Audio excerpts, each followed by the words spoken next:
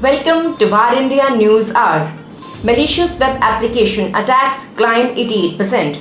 According to the Radware report, findings underscore 2021 as the year of the web application attack.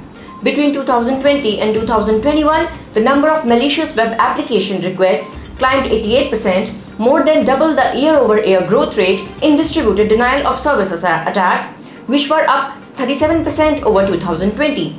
The unprecedented increase in web application attacks did not, however, prevent DDoS from making a name for itself in 2021. The report details how last year saw multiple record-breaking DDoS attacks and ransom denial of service, that is RDoS, earn its place in the threat landscape. At the same time that big attacks were making headlines, the volume of micro-floods attacks, which often go undetected, rose nearly 80% compared to 2020.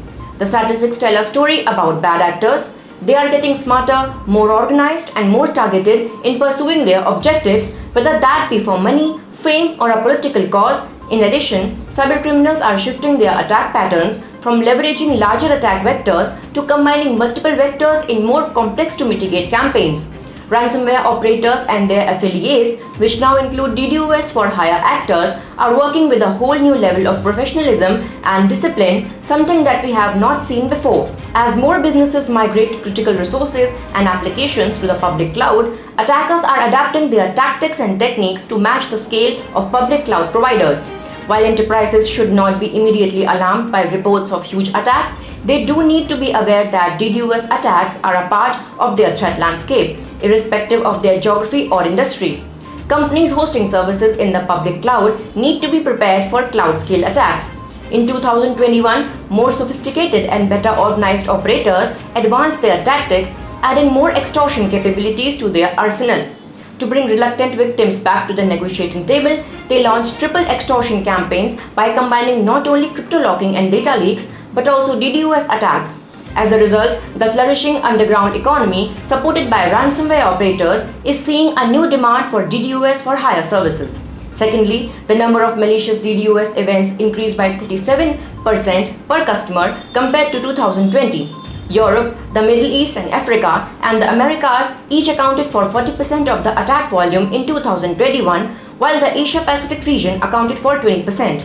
Average 2021 DDoS attack volumes per customer grew by 26% in 2021 compared to 2020.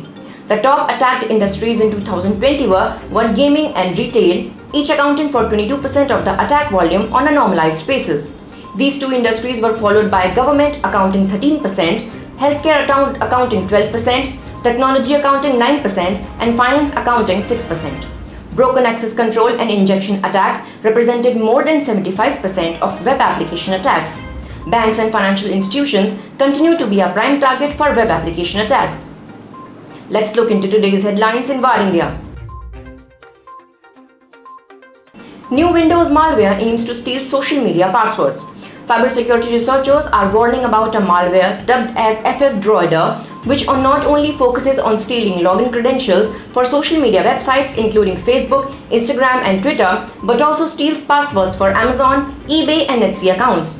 The information stolen by the Trojan malware can be used to take control of accounts, steal personal information, commit fraud against victims, and could also provide attackers with a means of hacking other accounts. The malware can steal cookies from Google Chrome, Mozilla Firefox, Internet Explorer, and Microsoft Edge browsers. Mastercard files trademarks in the metaverse.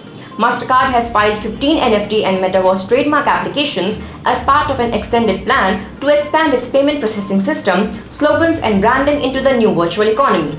The company is also considering to open a marketplace for NFT trading where users will be able to sell or buy digital assets. Other big names such as Visa and American Express have also filed several applications related to payment cards and services in the metaverse and using its card at NFT marketplaces. Chennai IT firm gives 100 cars to employees. Chennai-based Ideas to IT, a high-end product engineering firm, has gifted 100 Maruti Suzuki cars ranging from S-Cross to Vitara Brezza and Baleno worth ₹15 crore to its employees as part of a mega wealth-sharing initiative. The cars were gifted to employees who had been with the firm for a long time and had contributed to its success. The firm provides software services to companies like Facebook, Bloomberg, Microsoft, Oracle, Motorola, Roche, Medtronic, and others.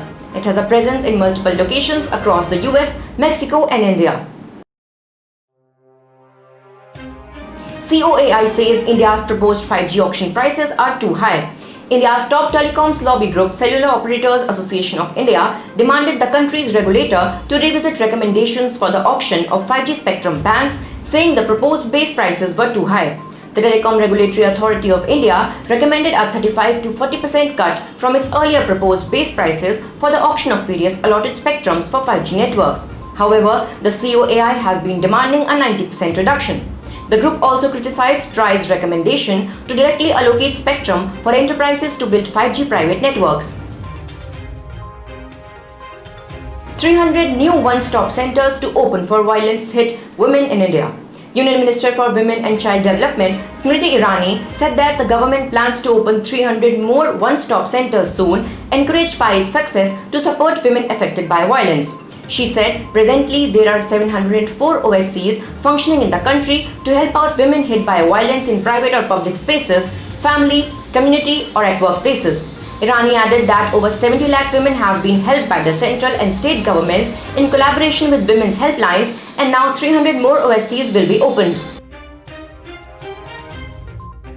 That's all for now. Please like, share, comment and subscribe to VARINDIA News Magazine. You can download the VARINDIA app from Google Play Store and Apple App Store for the latest news and updates. Stay tuned. Thank you.